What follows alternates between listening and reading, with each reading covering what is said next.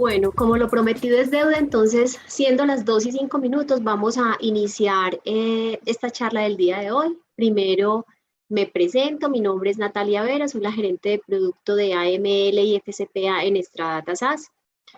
Ahorita les presento la compañía. Básicamente, en primer lugar, quisiera dar un agradecimiento muy especial al Comité de Cumplimiento de Antioquia, también a su presidenta Marta Rojas, que pues obviamente de manera muy dadivosa nos abrieron este espacio para venir a conversar con ustedes el día de hoy acerca de los cambios que se debe hacer en el rol de los equipos de cumplimiento cuando estamos ya frente a nuevas tecnologías. Entonces, ¿cómo es ese rol de los equipos de cumplimiento en la era de la inteligencia artificial y el uso de las nuevas tecnologías? Como les decía, Stradata es una compañía que ya lleva un poco más de 10 años en el mercado. Nosotros venimos del mundo de cumplimiento, pues porque casi todas las personas que elaboramos en Stradata, que hoy hacemos parte de ese equipo directivo, trabajamos en el Grupo Bancolombia. Y ahí digamos que nace esa semilla para venir a traer estos temas ya como una compañía que se ha fortalecido bastante en el uso tanto de la analítica como de la inteligencia artificial, buscando efectivamente que los equipos de cumplimiento tengan una experiencia un poco más digital, un poco diferente, que abandonemos ese rol tan operativo que a veces nos corresponde en las diferentes compañías. Sé que aquí muchos de nuestros clientes creo que están hoy presentes y pueden dar fe de todo lo que se evoluciona cuando nos atrevemos a usar nuevas tecnologías en los procesos de cumplimiento. Entonces, Stradata efectivamente tiene esa misión y esa misión es hacer equipos de cumplimiento mucho más efectivos y eficientes. Me acompaña también el día de hoy Ana María Ramírez. Me gustaría, Ana, que prendas tu cámara un momentico. Hola, buenas tardes para todos. Les presento a Ana María, ella es nuestra ejecutiva comercial. El día de hoy va a estar mostrándonos un poco en la segunda parte la suite de soluciones con que cuenta Stradata. Entonces, una vez yo termine como este espacio donde vengo a hablarles principalmente de dos cosas, que es la identidad digital y el uso de las nuevas tecnologías para los procesos de cumplimiento, Ana María va a tratar muy brevemente de pasar por esa suite muy rápidamente sin detenernos en mucho detalle, porque yo sé que en estos temas hay mucha casuística y si nos quedamos pues abordando la casuística no vamos a poder comprender los elementos fundamentales de esa suite. Básicamente lo que se pretende aquí es que ustedes pues puedan interactuar o ver de alguna manera cómo esos temas de inteligencia artificial, cómo las diferentes técnicas y las tecnologías que hacen parte de la inteligencia artificial son aplicadas dentro de los productos que son los que finalmente nos permiten prevenir, detectar y reportar oportunamente pues todos los riesgos asociados al lavado de activos, financiación del terrorismo y ahora pues proliferación de armas de destrucción masiva. Entonces voy a arrancar con esta presentación. Nosotros esta presentación en Stradata la hicimos hace más o menos un poco más de un año en el Congreso Hemisférico de Panamá. Allí compartimos, esto es una presentación que es, no dura menos de 2 horas, pero yo voy a hacer un esfuerzo, voy a intentar hacerlo de una manera muy resumida, no me voy a detener en muchos detalles, pero sí buscando principalmente que ustedes pues puedan entender cuando hablamos de esas nuevas tecnologías a qué nos referimos y cómo se aplican en la labor de cumplimiento. Entonces, lo primero que vamos a empezar a abordar es el tema de identidad digital. Básicamente, ¿qué es lo que está pasando? Estos datos que yo traigo aquí no son datos que salen de la guía de identidad digital del Gafi. Recordemos que la guía salió antes de que se diera inicio a esta pandemia, ¿cierto? O sea, previo a que nosotros inclusive entráramos en una etapa de confinamiento, todavía creería que la guía no contemplaba una situación como la que estamos viviendo ahora y obviamente puede ser una cifra desestimada, o sea, una cifra que hoy realmente puede estar en aumento. Básicamente, lo que se establece es que en el GAFI lo que nos está invitando es a hacer una identificación que sea digital, es decir, que me permita afirmar y probar la identidad de una persona, ¿cierto? Eso es la identificación digital, es usar la tecnología en función de poder saber qué es esa persona y poder hacer esa verificación de manera adecuada. Entonces, para el 2022, esta guía de identidad lo que nos decía es que el 60% del PIB mundial iba a ser digital, es decir, nos íbamos a volcar a transacciones digitales en su mayoría.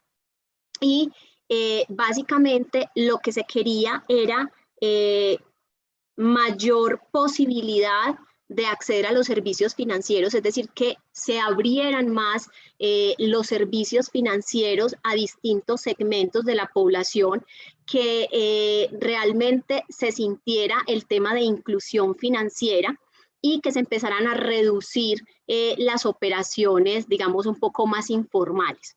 Entonces, básicamente, la invitación de esta guía es a usar la identidad digital con base en dos elementos que se vuelven muy relevantes, y son dos elementos que también destaco porque sé que aunque la mayoría de las compañías que hoy, me atrevería a decir que todas, las que nos están acompañando hoy, están en el sector real de la economía, provienen del sector real, sé que no son ajenos que recientemente la Superintendencia Financiera de Colombia sacó su nueva norma SARLAF 4.0, ¿cierto?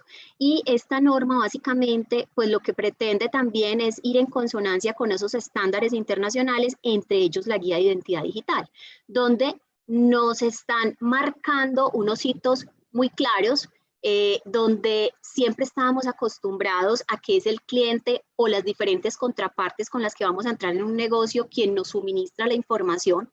Y lo que hace SARLAF 4.0 es decir, venga, no, probablemente no sea necesario. Si usted quiere acudir a un formulario y solicitar la información al cliente o a su contraparte, hágalo.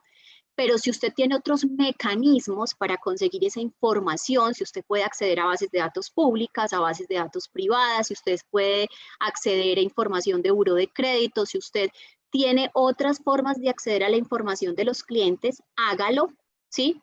Y si usted tiene forma también de verificar la identidad del cliente, hágalo a través de otros mecanismos, pero siempre garantizando dos temas que supongo vienen también de esta guía de identidad digital, y tiene que ver uno con lo que son los niveles de la tecnología, o sea, la arquitectura y el gobierno del sistema de identificación digital, la seguridad que me puede proveer la identificación digital, y determinar dos palabras muy importantes que son confiabilidad e independencia de esas fuentes para manejar adecuadamente los riesgos. Entonces, creo que SARLAF 4.0 es una norma que seguramente muy rápidamente va a ser adoptada por otras superintendencias. Les cuento aquí un poco que también existe en este momento una iniciativa, es un trabajo donde hoy estoy participando a título personal en un proceso consultivo con diferentes superintendencias a través del Ministerio Público y a través de la Universidad del Rosario, donde se va a hacer una actualización a todo lo que tiene que ver con los modelos de supervisión de diferentes superintendencias, entre esas la Superintendencia de Sociedades, entre esas la DIAN, que son, yo creo que dos entidades pues que los vigilan a ustedes en su actividad.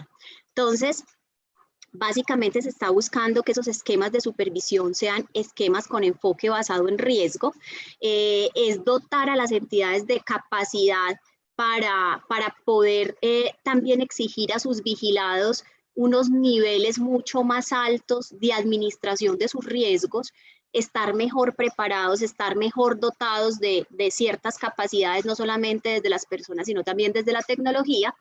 Y pues obviamente este tipo de cosas que estamos viendo aquí, la guía de identidad digital, lo que recientemente sacó la superintendencia, donde también nos dice la importancia de migrar y abandonar un poco los procesos de papel y empezar a trabajar en lograr, digamos, lo más limpio que se pueda los procesos con el cliente, abandonar un poco esa retórica de las firmas y las huellas manuscritas, bueno, todo este tipo de cosas, pues obedecen obviamente a un proceso de innovación tecnológica que creo pues que es a lo que estamos abocados todos.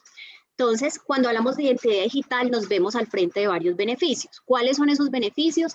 Pues básicamente minimizar las debilidades en las medidas de control humanas. A las personas se nos pasan las cosas, es algo evidente.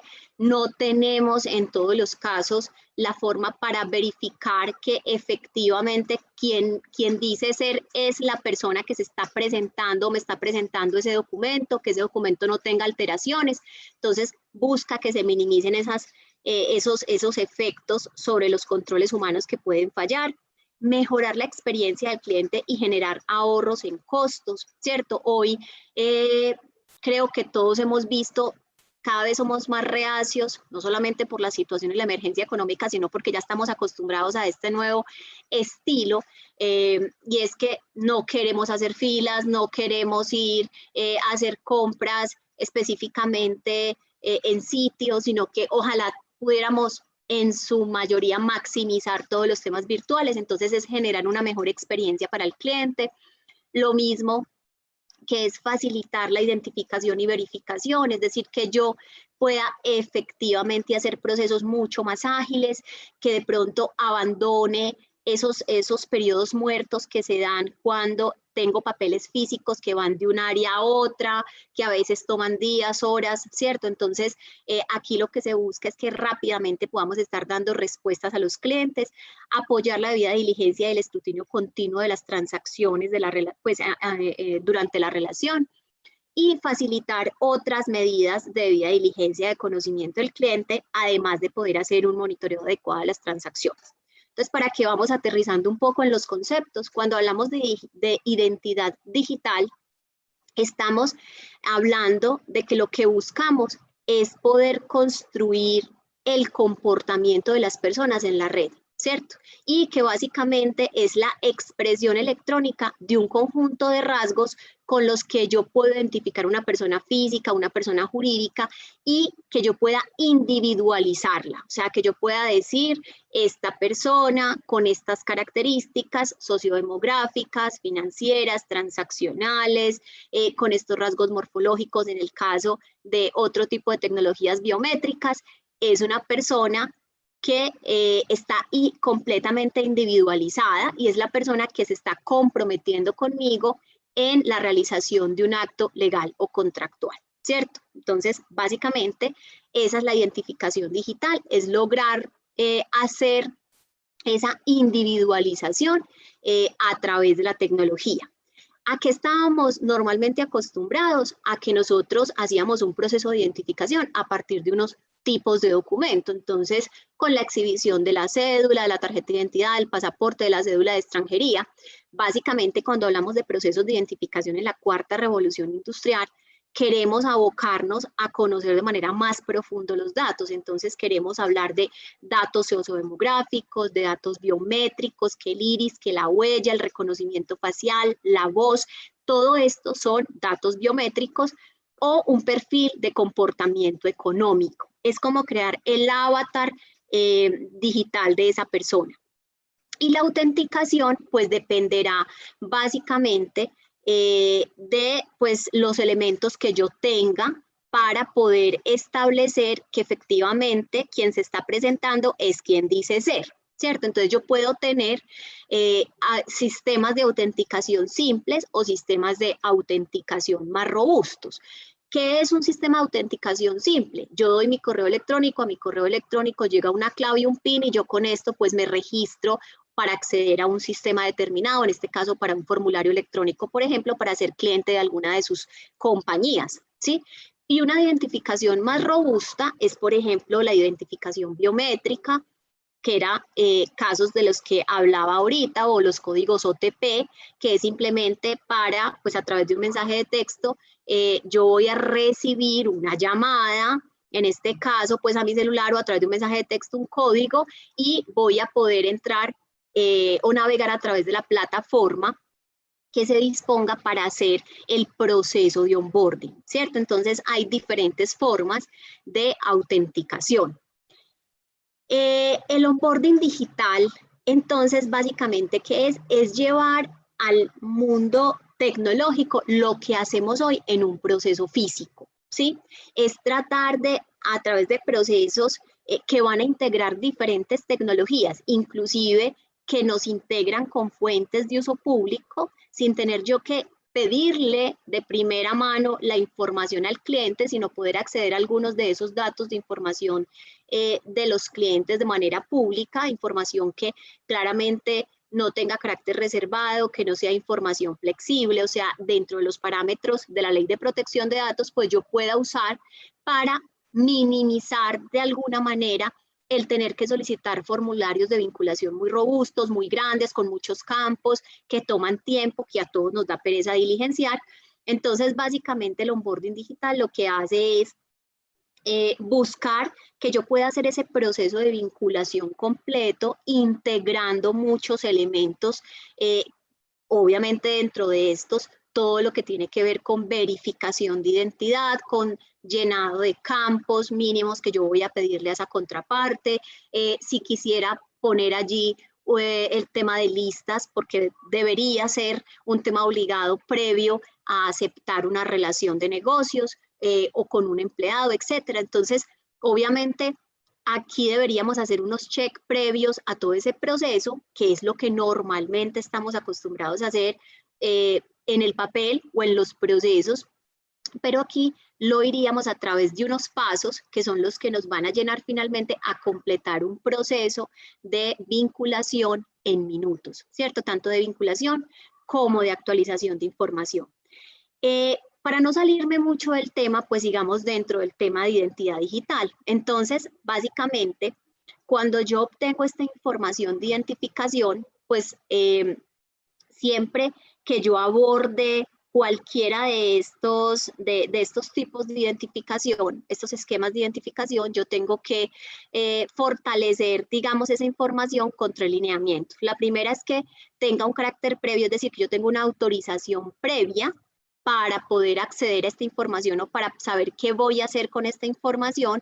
El carácter expreso, es decir, que no sea no dé lugar a equívocos, es decir, una expresión inequívoca de lo que voy a hacer con la información, y un carácter informado. Usted acepta el tratamiento de los datos, yo lo voy a usar con efectos A, B y C, es decir, para mis campañas, pero también para el día que su compañía tenga, no sé, un sobregiro conmigo, etcétera, etcétera, pues entonces podamos llamarlo y hacer las llamadas de cobro correspondientes y ese tipo de cosas. Entonces, ser muy claros en que esos lineamientos deben siempre estar desde el principio, es el carácter previo expreso y el carácter informado. Un poco para entender qué tipos de firmas existen, pues yo me voy a referir a dos firmas básicamente. Una es la firma electrónica, ¿cierto?, que tiene la fortaleza de identificar la persona y que esa persona dé el consentimiento sobre el contenido del documento que está firmando. Allí básicamente lo que se busca es que la persona pues efectivamente reconozca que fue quien firmó ese documento, que estuvo de acuerdo con los términos del documento, pero aquí no utilizamos terceros. A diferencia de la firma digital, es una especie de la firma electrónica, y básicamente este tiene un poco más de seguridades porque en la firma digital se usan unos caracteres matemáticos donde hay una encriptación de los datos, y pues adicionalmente esto va acompañado de un documento texto y dos claves, una clave que va a ser pública, otra que va a ser privada, donde voy a lograr hacer la encriptación del contenido, ¿cierto? Y tengo un tercero de confianza, que son entidades que básicamente lo que hacen es acreditar que yo pasé por ese proceso de firma digital, ¿cierto? Y que hay autenticidad e integridad en lo que yo estoy firmando. Entonces, esa era como la primera parte de este proceso, y es invitarlos obviamente a ustedes a liderar esos cambios y esas evoluciones dentro de sus compañías en relación con lo que es la identidad digital. No sé si hasta ahora tenemos alguna pregunta o continuamos. Bueno, adicional a esto, entonces, además de todo lo que tiene que ver con identidad digital, empieza obviamente a haber un cambio en el rol de cumplimiento muy importante a través de el uso de nuevas tecnologías, ¿cierto? Entonces, aquí empezamos a hablar que ya estamos en la era del Big Data, de la inteligencia artificial, de la transformación digital, de todo lo que tiene que ver, digamos, con tecnologías de la cuarta revolución industrial.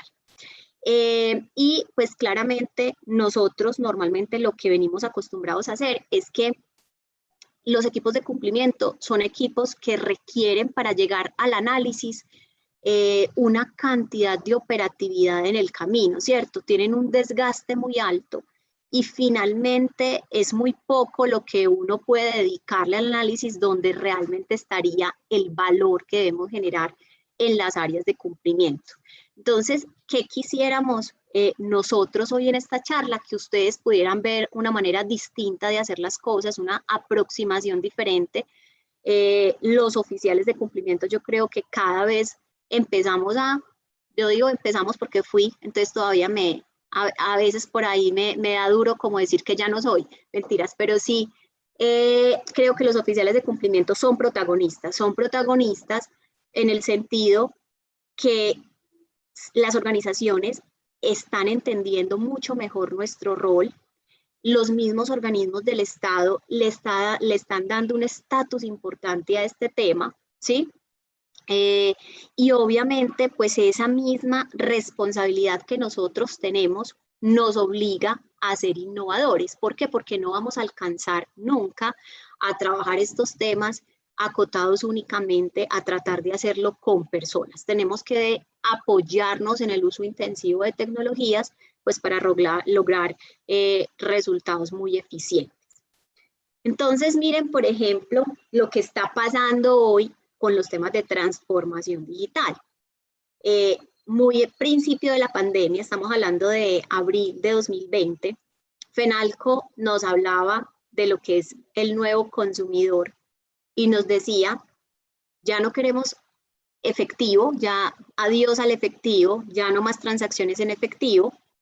El consumidor no quiere hacer filas, no quiere aglomerarse, no quiere estar en espacios cerrados, quiere obviamente reinventarse desde su hogar, ¿sí? El celular es primordial, o sea, a través de, a un clic estamos pudiendo hacer cantidad de cosas. Entonces, básicamente, esto es, para no detenerme en las 10, esto es básicamente lo que nos habla las nuevas tendencias del consumidor que tenemos.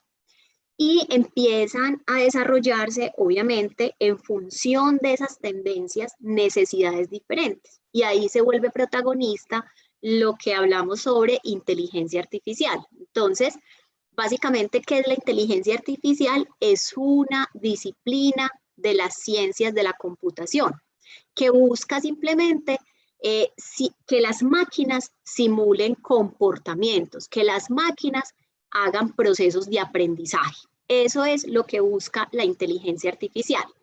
Y hay dos conceptos generales para que podamos diferenciar un poco, uno que es la inteligencia artificial reducida y otro que es la inteligencia artificial general. La inteligencia artificial general, según Andrew Ng, no existe todavía. Es esa que nosotros vemos en las películas, que Terminator, que entonces la máquina reemplaza al humano. Esa es una inteligencia artificial que aún no existe, pero hoy sí estamos aplicando la inteligencia artificial reducida, que básicamente se centra en lo que es Machine Learning, ¿sí?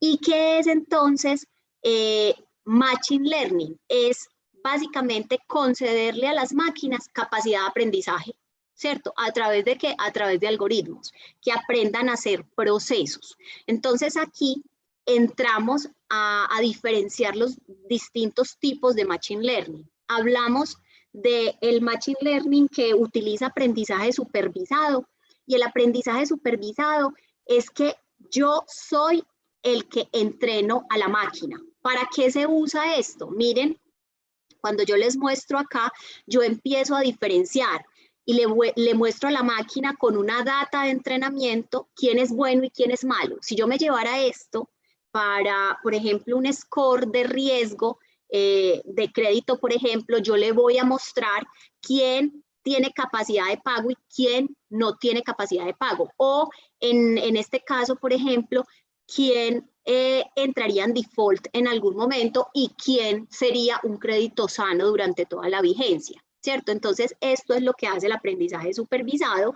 Básicamente, yo soy el que preparo la data, esto es un análisis predictivo, él me separa lo bueno y lo malo, y cuando yo ya tengo ese algoritmo entrenado, pues cuando yo le entro los nuevos datos a ese algoritmo, entonces la máquina va a ser capaz, sola, sin intervención humana, porque yo ya hice una preparación previa, de identificar las conductas buenas y malas, por ejemplo, en este caso, ¿cierto? O comportamientos, digamos, en este caso, diferenciados.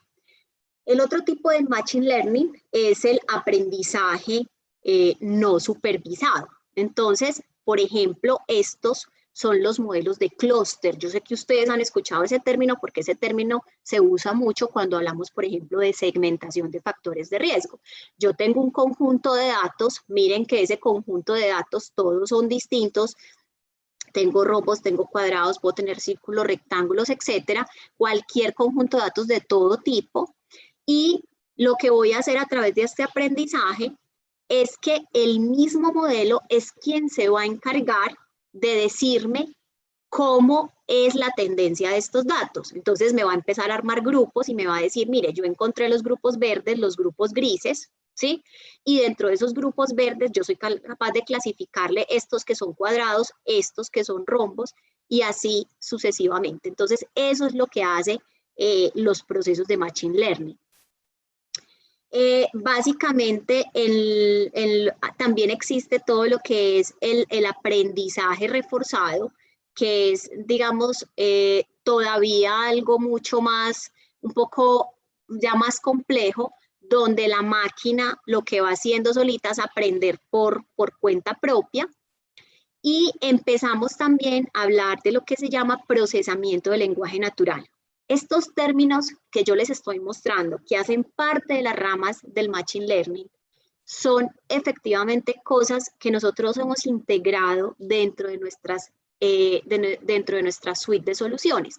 Por eso era importante, previo a mostrarles a ustedes una suite que funciona con tecnologías de cuarta revolución, muy importante que ustedes entendieran los términos para que cuando Ana María vaya mostrando las funcionalidades, ustedes puedan decir, ah, eso es procesamiento de lenguaje natural, ya entendí. Entonces, ¿qué es procesamiento de lenguaje natural? Básicamente, lo que hace aquí es que los algoritmos entienden, interpretan y manipulan el lenguaje humano. Son capaces de entender lo que hay en un contexto.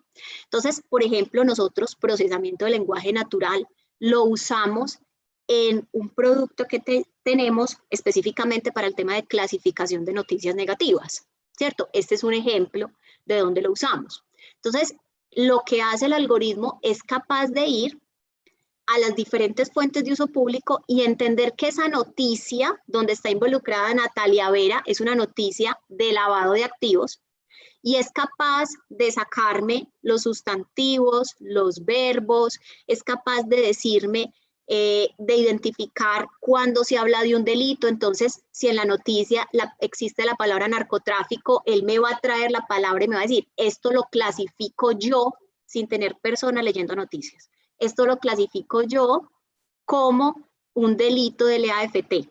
Si encuentro a Natalia, a Andrés y a Ana María, pues me voy a dar cuenta que estos señores son nombres de personas o nombres de entidades, ¿cierto? Entonces me encuentro a Stradata en una noticia y va a decir, Stradata, dentro del contexto, es una entidad, es una persona jurídica, ¿sí? O estos son personas. Entonces, soy capaz de que la máquina empiece a entender. El Deep Learning es básicamente, trabaja basándose en redes neuronales, es algo que es un aprendizaje mucho más profundo, ¿cierto?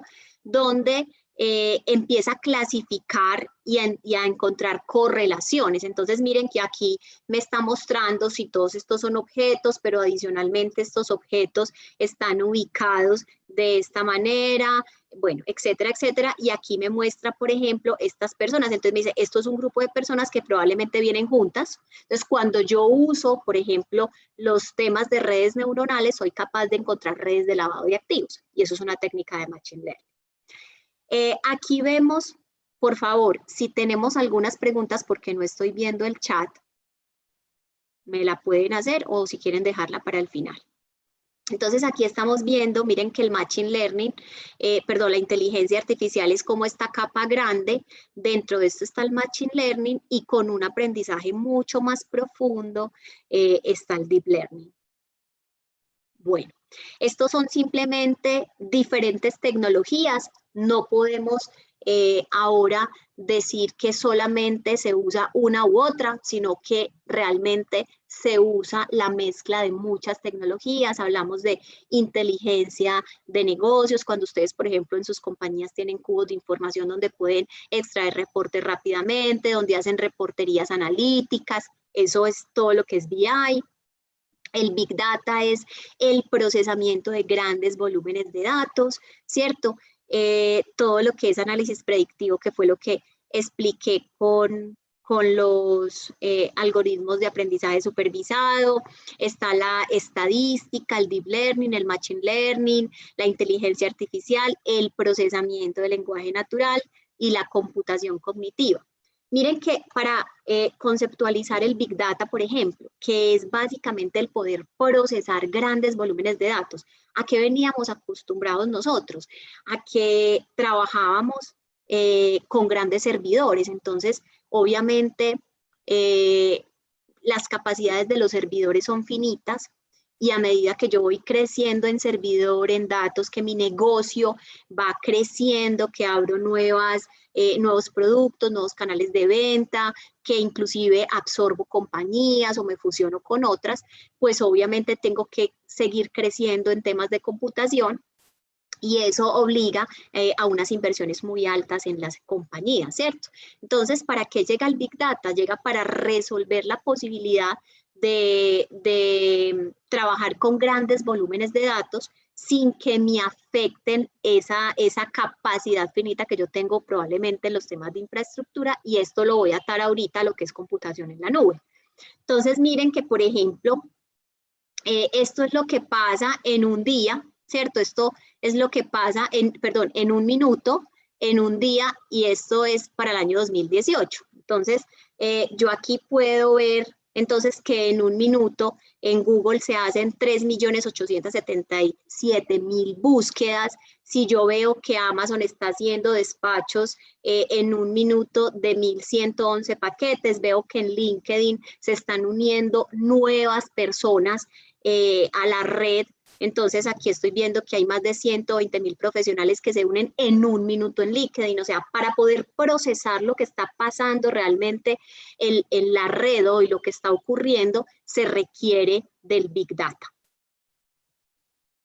Bueno, la computación en la nube viene a resolver esos procesos que nosotros tenemos de servidores, entonces que el servidor ya no resiste, que el servidor se reventó, que se cayó el proceso, que entonces no pudimos continuar.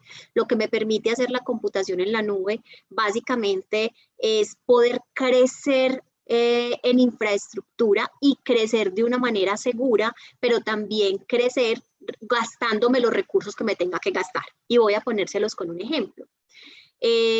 Existen, digamos, diferentes tipos de infraestructura, sin irme tampoco a lo técnico. Yo tampoco lo sé demasiado porque soy abogada, pero vendo tecnología. Entonces, digamos que normalmente estamos acostumbrados muchos de ustedes tendrán proveedores de listas restrictivas y ustedes en algunos de los casos sentirán que algunos días esos aplicativos están más lentos que otros, ¿sí? En algunos momentos ustedes dirán, pero ¿por qué se está demorando tanto la respuesta?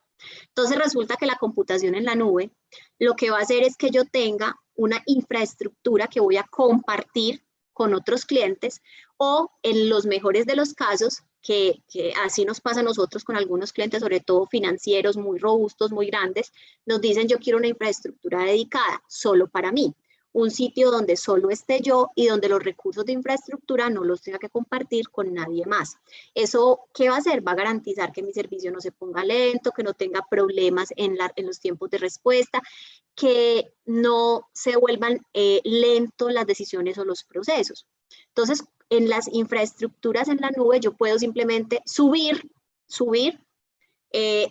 digamos, el servicio, simplemente subir la capacidad del servicio, porque este fin de semana voy a tener una feria de vehículos, voy a tener una feria inmobiliaria, voy a tener cualquier cosa que esté pasando en ese negocio y voy a tener que hacer aprobaciones muy rápidas y voy a tener que pasar por el servicio de listas. Entonces, ¿qué permite hacer la computación en la nube? Que yo pueda claramente subir esa capacidad, esa infraestructura muy rápidamente. Si yo tuviera que trabajar en servidores que no están en la nube, pues obviamente estos temas no los voy a poder hacer, ¿cierto? Entonces requeriría unos tiempos muy largos, unas inversiones en recursos muy largas, y cuando yo estoy en la nube, pues pago prácticamente por lo que consumo. Si consumo poco, bajo el recurso, necesito consumir mucho, subo el recurso, y eso va pasando, ¿cierto? Entonces es importante, pues también empezar a identificar cuáles son, digamos, en este caso, los recursos con que trabajan los proveedores que me están vendiendo servicios a mí, ¿cierto? Entonces, aquí pues les dejo como ese contexto.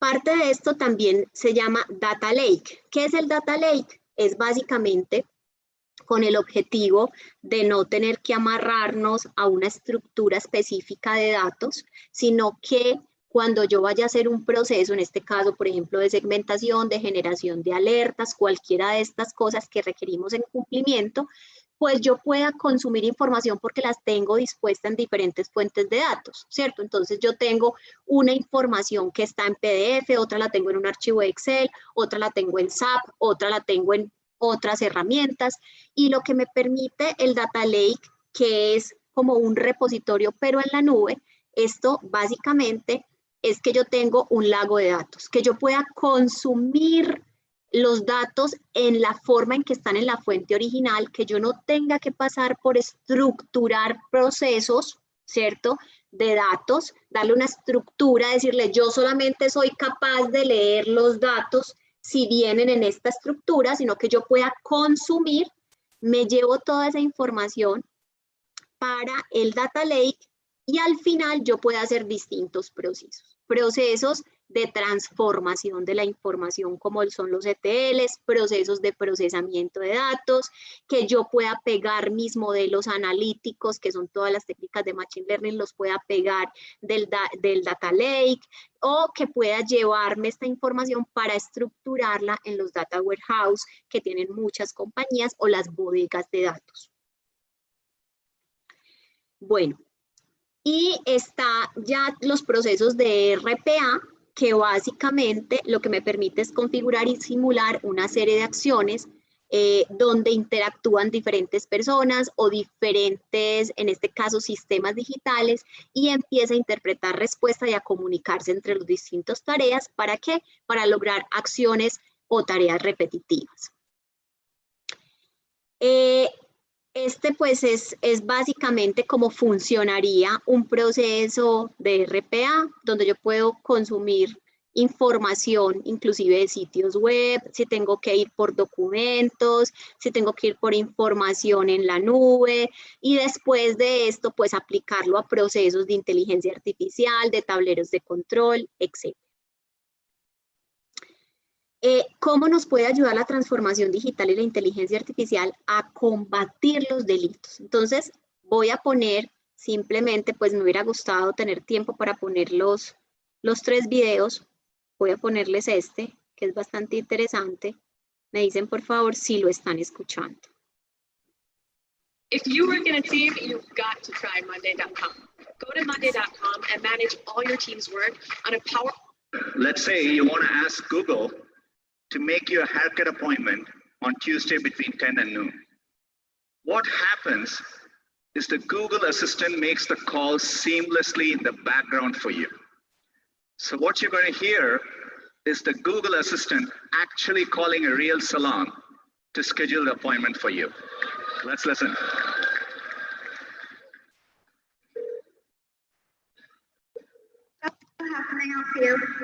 Hi. Aquí me están diciendo que no estoy compartiendo. ¿Ustedes siguen viendo? Qué pena. Yo sí les estaba compartiendo la presentación, o la presentación tampoco la estaban viendo. No, sí, Nati, la presentación sí se ve, pero se escucha el audio del video, pero no se ve el video. Se ve solo la presentación donde están las 3 cajitas de los videos. Bueno.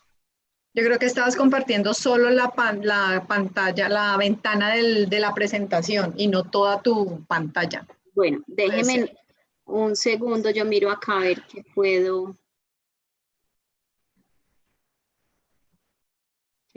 hacer.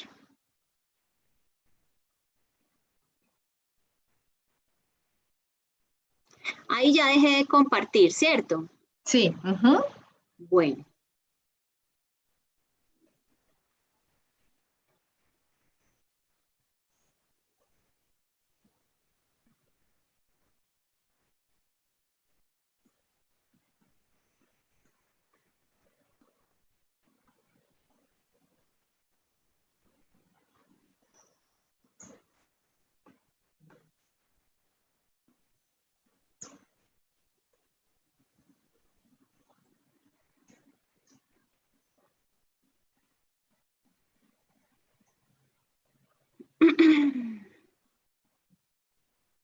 Ah, es que al irse para acá, no sé si es que no puedo.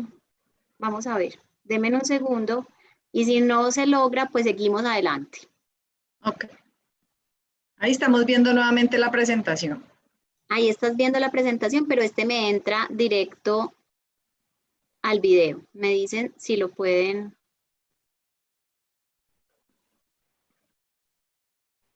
¿Están viendo cómo carga o no? Los calendarios online de trabajos y proyectos. No, sigue la presentación. Los calendarios clásicos, los de Wrike, están directamente conectados a proyectos y tareas. Siempre reflejan los planes y programas más recientes. Let's say you want to ask Google. Ok. Pon el video de la presentación sin poner la presentación en pantalla completa.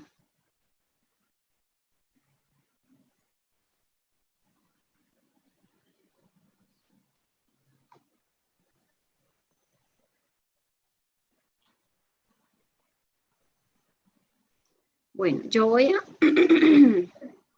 por efectos de tiempo, yo voy a más bien a continuar y se los quedo debiendo. Les mando el link para que se lo vean sin ningún inconveniente, pero era como hoy, por ejemplo, un asistente de Google, un RPA, puede solicitar una cita virtual en una peluquería de una persona. Y habla con la persona de la peluquería y la persona de la peluquería nunca se da cuenta que está hablando con un robot. O sea, no se da cuenta, ¿por qué? Porque el robot está en capacidad de identificar qué es, o sea, cuáles son los sentimientos, si las horas se adecúan, si no se adecúan. Entonces, pues obviamente esto es básicamente lo que hace. Regálenme entonces un segundo. Están viendo, en este momento están viendo mi pantalla. Estamos viendo tu cara, pero no la presentación. No la presentación todavía, ok. O sea, no estás compartiendo.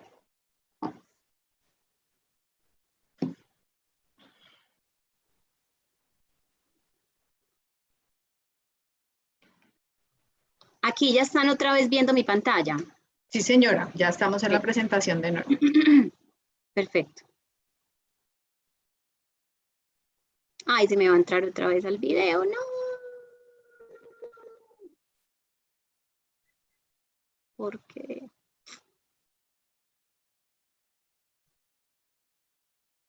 Me dicen si aquí están viendo ya, por favor. Sí, ya estamos en la lucha contra el blanqueo de capitales. Perfecto, listo. Después les comparto estos links para que se puedan ver esos videos que son muy interesantes. Aquí, básicamente, lo que nosotros, pues, pretendemos hacer es mostrarles a ustedes enseguida ese ecosistema de soluciones orientado, digamos, a estar soportado en procesos analíticos y inteligencia artificial robustos, donde ya llevamos muchos años trabajando en este tema. Y nos permiten, obviamente, hacer una transformación digital donde yo tenga vinculación y actualización digital. Estos son simplemente unos casos de éxito o casos ejemplo de lo que ya está pasando hoy con lo que es transformación digital, con vinculaciones que se hacen 100% digitales. Lo que es Machine Learning y Big Data, entonces, pues obviamente nosotros hoy somos capaces de identificar a través de algoritmos si llegamos al perfil basado en el comportamiento transaccional de los clientes. Esto lo hacemos con aprendizaje no supervisado, cogemos todos esos volúmenes de datos, todas las transacciones y operaciones que hacen los clientes dentro de las diferentes compañías. Y estos son procesos que se pueden consumir prácticamente en línea, o sea, cada vez que una persona haga una operación, eso va entrando dentro de su perfil transaccional y yo puedo decir que hoy soy bajo riesgo, pero, no sé, mañana hice una operación que está por fuera de ese perfil y obviamente voy a pasar a ser alto riesgo, ¿cierto? También se utiliza aprendizaje no supervisado para lo que es detección de anomalías o detección de operaciones inusuales. Esto simplemente es para decir, vea, así se comporta la mayoría de los clientes, pero empieza usted a ver dentro de ese grupo de clientes unos que se van alejando, que son completamente distintos a lo que es la masa del negocio.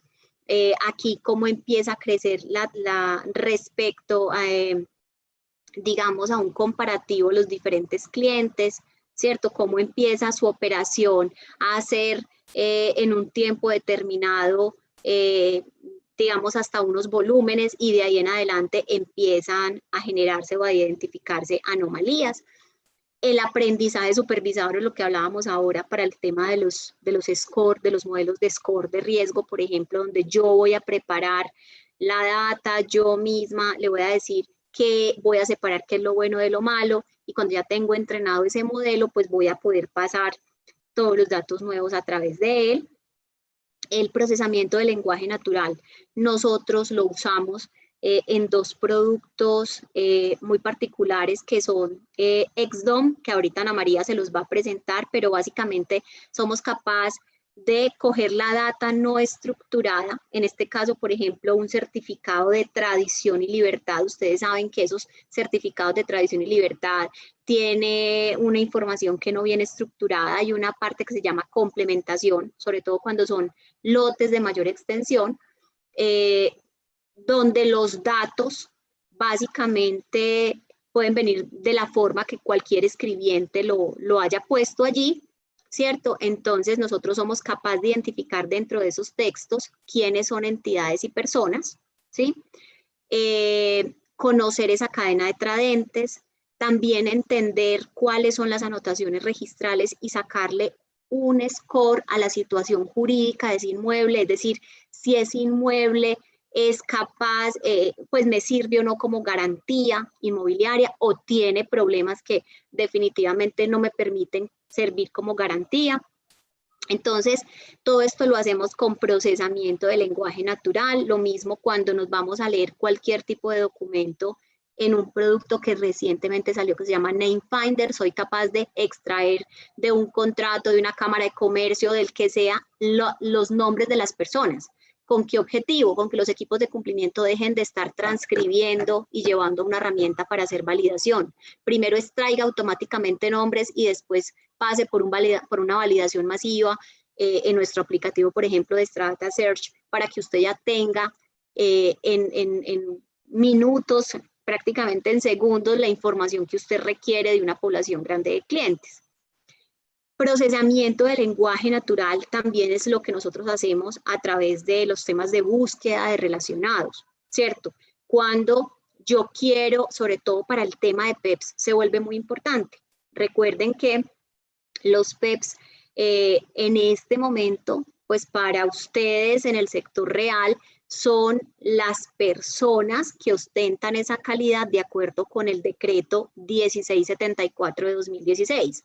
Pero probablemente con las actualizaciones normativas que se vienen, van a alcanzar el estatus que hay en el sector financiero, donde hay 3 tipologías de PEPs, entre esos los PEPs extranjeros y los PEPs de organizaciones internacionales. Y adicionalmente, donde hay una obligación de conocer los asociados de los PEPs, las personas que son cercanas, que son familia, que son las personas, digamos, que de alguna manera están dentro de su círculo de influencia. Entonces, lo que nosotros hacemos con procesamiento de lenguaje natural es ir a buscar esa información, ¿cierto? Es ir y traer esas relaciones. Entonces, si yo quiero saber, por ejemplo, para los apellidos Moreno Rojas, quienes pueden estar relacionados con Samuel Moreno Rojas, pues empiezo a encontrar una cantidad de relaciones, y esto puede también hacerse o aplicarse en procesos muy específicos. Ahorita se los voy a mostrar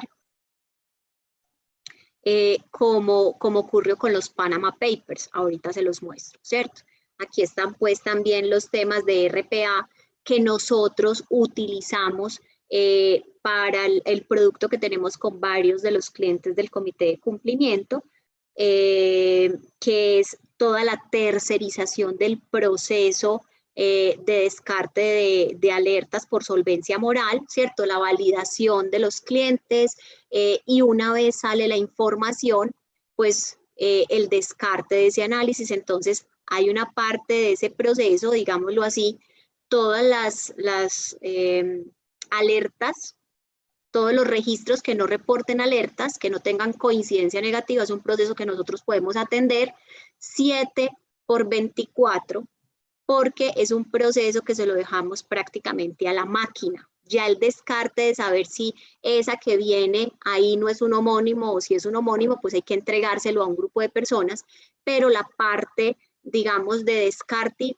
original, inicial, validación primera, nosotros con varias de las compañías, pues lo tenemos hoy en modelo BPO y es un proceso ya automatizado, 100% automatizado. Entonces nunca se detiene el proceso. Ustedes mientras duermen en sus compañías se vinculan proveedores, se vinculan clientes, etcétera, etcétera.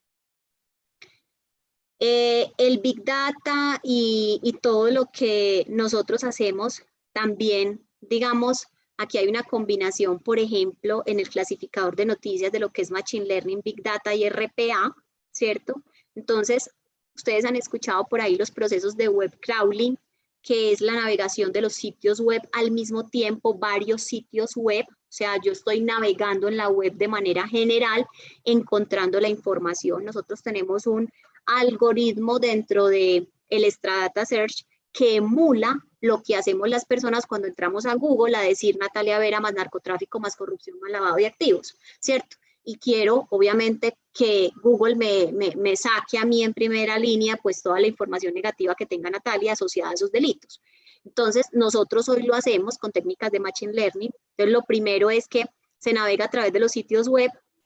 El web scraping es para hacer extracción y tabulación de la información, de grandes cantidades de información. Entonces uno podría decir, yo voy por toda la información que esté disponible hoy en El Tiempo, por ejemplo, ¿cierto? Y puedo bajar todos los años de manera, digamos, masiva y hacer una extracción y tabulación de información donde yo puedo decir, esto sí es del AF, esto no es del AF, esto sí es del AF, coger todas esas noticias y hacer una preclasificación, que eso me lo hace básicamente el algoritmo de Machine Learning.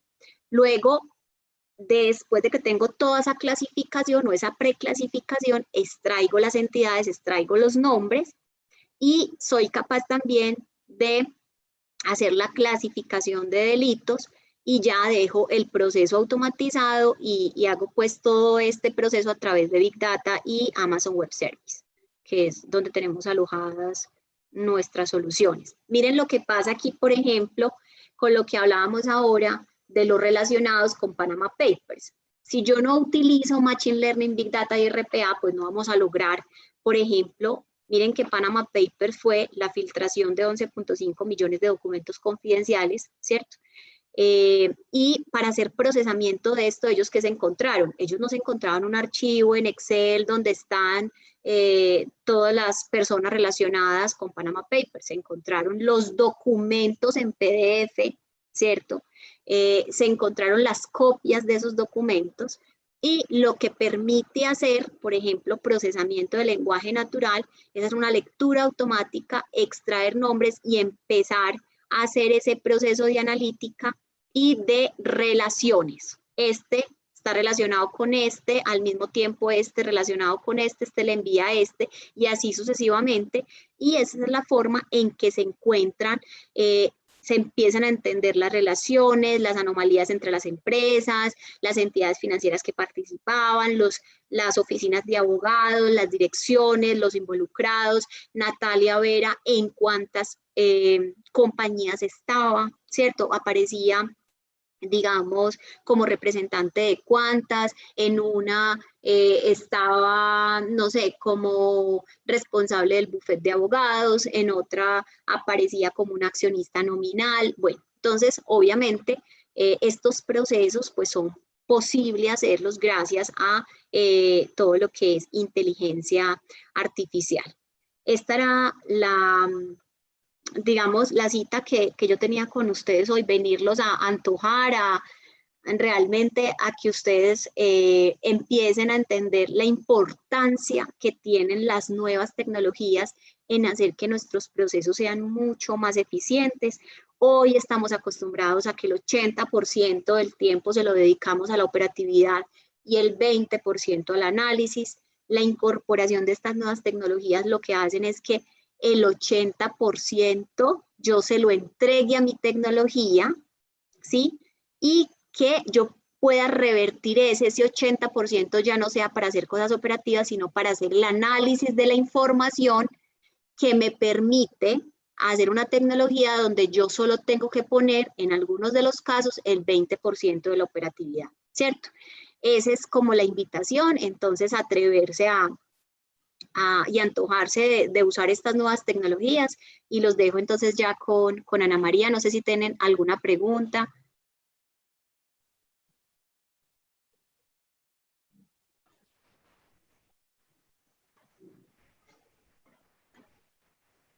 Yo en el chat no veo ninguna pregunta. Si de pronto alguien quiere hacer alguna pregunta respecto a los conceptos, a todo lo que nos estuvo contando Nati, aprovechemos aquí una pausita antes de pasar ya como a la revisión de los aplicativos.